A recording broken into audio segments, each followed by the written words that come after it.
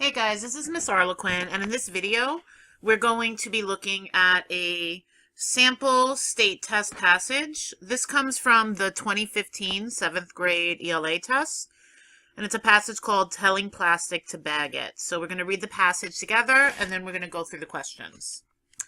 Telling Plastic to Bag It by Patricia Smith, with reporting by William Yardley of the New York Times.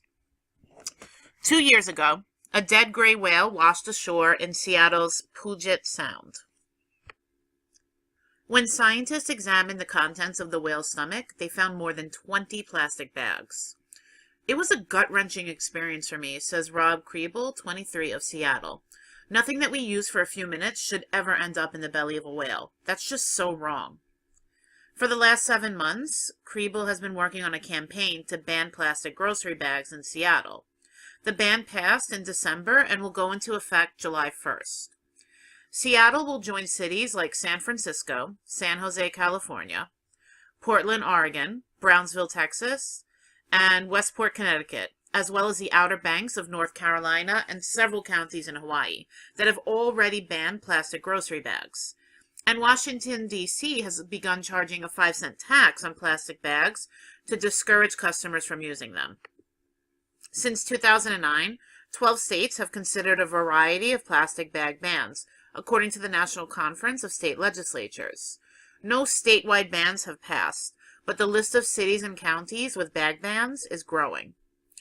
Americans use between 70 billion and 100 billion plastic bags annually, with families taking home an average of 1,500 a year. Paper versus plastic.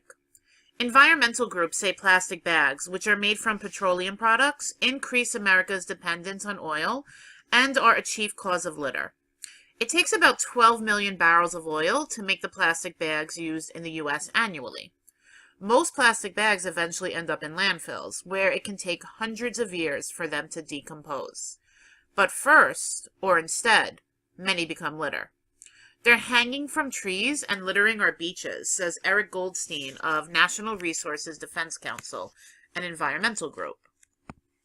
Plastic bags are also a major source of pollution in the ocean, where they can harm sea turtles and other ocean creatures that mistake the bags for food and eat them.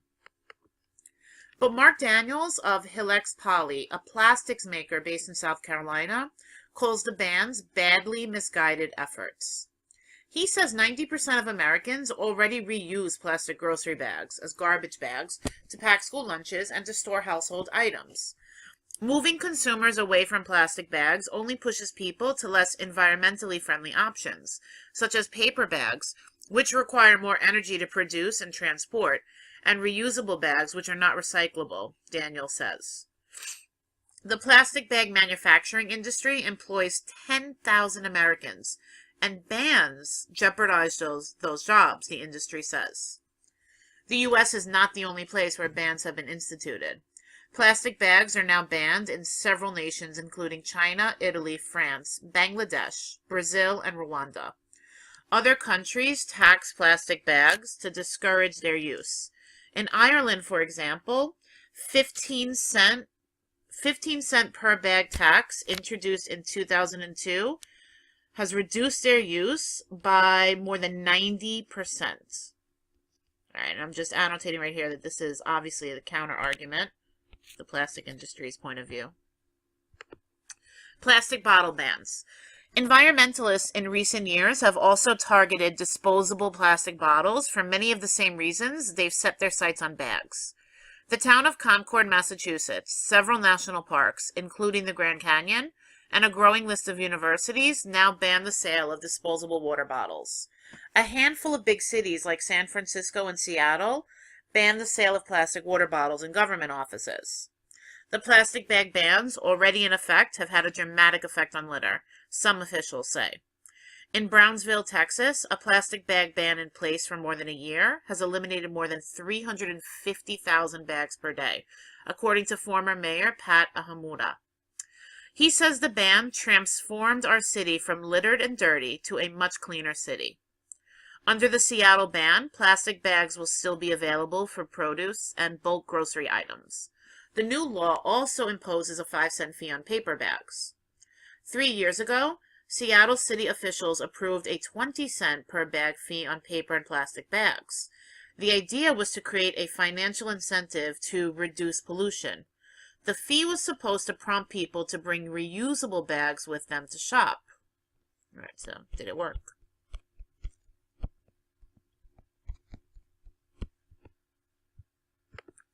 But before the 2008 fee could take effect, the plastic bag industry led a petition drive that forced the issue onto a citywide ballot. In August 2009, in the midst of the recession and after the industry spent $1.4 million on the campaign, Seattle voters rejected the fee. It's not yet clear if the plastic bag industry will mount a similar campaign this time, so it seems like they didn't want to pay that fee. If there's a fight, Kriebel, the Seattle activist, will be one of those arguing to keep the ban. It's not going to be a silver bullet that solves all our environmental problems, he says. But my thinking is you do what you can, when you can, where you can. Plastic bags by the numbers. 1,500 is the average number of plastic shopping bags American families take home annually. 12 million is the number of barrels of oil it takes each year to make the plastic bags used in the U.S., and 10,000 is the number of U.S. jobs in the plastic bag manufacturing industry. All right, question 43. The Seattle activists' use of the phrase gut-wrenching in line 4 suggests that learning about the plastic bags in the whale's belly was. All right, so you got to go back to line 4, and line 4 is where we're going to actually find the word that they're quoting and asking us to analyze, but you should always read around the specific lines. Read the paragraph that the line is located in, and in this case, it's the beginning of a paragraph, and the first paragraph before it is short. I would read that too, because the overall context of that part of the text is what's going to help you answer these questions. 2 years ago, a dead gray whale washed ashore in Seattle's Puget Sound. When scientists examined the contents of the whale's stomach, they found more than 20 plastic bags. Well, my reaction is that that's horrible. It was a gut-wrenching experience for me. So since I felt horrible, if I was Rob, I would imagine he's feeling the same thing as me. This is terrible. It's sad to think about the whale having those plastic bags in their stomach. So is it physically demanding? No. Emotionally painful? Yeah, I said it's terrible, right? That's emotional pain. Informative? No. Extremely tense? No. So again, my reaction as the reader obviously matches what gut-wrenching is. This is a figurative expression. They don't mean that it's literally hurting your stomach. It's emotional. 44. Why does the author include the information about plastic bottles in lines 41 through 45? All right, so again, you got to reread that paragraph. Why is he including that information? This type of question is, like most questions, asking you to think about the overall central idea. What was this article about, and how does this particular paragraph, how does this particular information help develop that central idea? That's why the author included it. If the information does nothing to develop the central idea, then the author wouldn't have included it. It would be irrelevant. It would have no purpose in the text. Environmentalists in recent years have also targeted disposable plastic bottles. For many of the same reasons, they've set their sights on bags. The town of Concord, Massachusetts, several national parks, including the Grand Canyon, and a growing list of universities now ban the sale of disposable water bottles. A handful of big cities like San Francisco and Seattle ban the sale of plastic water bottles in government offices. All right, so this article started out by telling us about a whale who has plastic bags in its stomach. The purpose of the article is to talk about how plastic is dangerous to the environment, to animals and to pollution and all kinds of parts of our environment. In this paragraph, I'm learning about how environmentalists are trying to ban plastic bottles. That's one specific thing that's harming the environment, and they're trying to ban it as a way to help the environment. Is this showing where the idea for the plastic bag ban originated? No. Is it illustrating the conflict between environmentalists and businesses? No. There is a conflict, but this paragraph is not showing that. Is it showing how the government is concerned with litter in public places? Well, this is about plastic bottles, not necessarily littering. There's really no text evidence here to show anything about littering. To illustrate a widespread concern about plastic waste in the environment. All right, so when I look back on this, are they concerned? Yes. Because they're concerned, they're trying to target plastic bottles and start to ban them. So this is the best answer choice. 45. In lines 52 through 58 of the article, the author explains events surrounding a citywide vote. Based on this information, readers can infer that. All right, so I got to reread. So this is actually these two paragraphs. 3 years ago, Seattle city officials approved a 20-cent per bag fee on paper and plastic bags. Okay, so I remember. This part of the article, they were talking about how they wanted to charge fees as a way to kind of convince people not to use plastic bags. But then what happened is that the plastic bag industry mounted a campaign to get this law voted down. And then it actually was successful. Seattle voters rejected the fee. Now, why did they reject the fee? Well, if I was a voter, 20 cents is kind of a lot of money to pay per bag. I mean, that's adding, if I do grocery shopping for the week and I need 5 bags, I have to pay an extra $1. I mean, $1 might not seem that much in the grand scheme of things, but every dollar counts. I'm not against the environment. If I was going to vote against this, it would be because I didn't want to pay that money. Seattle voters were familiar with high fees. No, this is a new law. Economic concerns overrode concern for the environment. Well, yeah, it seems like that's a logical inference, right? Because unless we're going to find out that all the Seattle viewers hate the environment, but there's no text evidence here to make that a logical inference. Seattle city officials knew what the people really wanted. Obviously not, because if they knew that, they wouldn't have added the fee, or maybe they would have made the fee less. Maybe if it was only 5 cents, the law could have passed. Leaders in the plastic industry were helpful in examining a complex issue. This is almost, if I was going to choose this, it would have to be a sarcastic answer. They certainly weren't helpful to the environment. They were helpful to themselves. They weren't explaining a complex issue. They were just trying in their own business interest to get the law not to pass because they want plastic bags to be used. Obviously, they make money off of it. So B is the correct answer. Which evidence from the article suggests that plastic bag bans are effective? All right, well, if they're effective, I can even use the strategy where I cover up the answer choices and I just answer this on my own. So let's just think about this logically. If a ban is going to be effective, how would you prove that it's effective? Well, there'd have to be less plastic bags being used, right? Either that or you would have to see the environment getting better. But the most, not the most, but the first piece of evidence would be that less plastic bags are being used. That's how you would know it's effective. A city in Texas has eliminated thousands of bags per day. There you go. That's exactly what I predicted the answer to be. But it would be foolish for me to just select this and go on. What if this is the distractor answer or the chocolate bar answer? Then I'm choosing, like I'm letting the test makers win. I'm letting them trick me. There could be a better answer. Officials in Seattle have passed a ban on bags. Well, just because they passed a ban doesn't mean people are following it. People break the law all the time. Having the law does not prove it's effective. Actually, historically, you can just look at prohibition. This is the perfect comparison.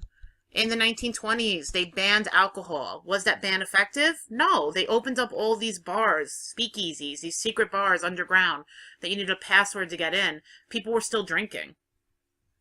Many cities now ban the use of plastic bags. All right, so this shows, again, that more people are doing it, but the whole country banned alcohol and it wasn't effective. This does not alone show that it's effective. This is really chocolate bar, these two pieces. Chocolate bar evidence. Many people reuse their plastic bags. Well, if they're reusing them, that's not the same as a ban. That's certainly showing that people are concerned about the environment. But a ban means you're not using them at all. So A is the correct answer. But I gotta say, this was a tough question.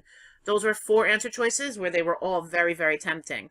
Really, in this case, predicting my answer choice was a very effective strategy to use. Question 47. The author of the article balances different points of view on the issue of banning plastic bags by including.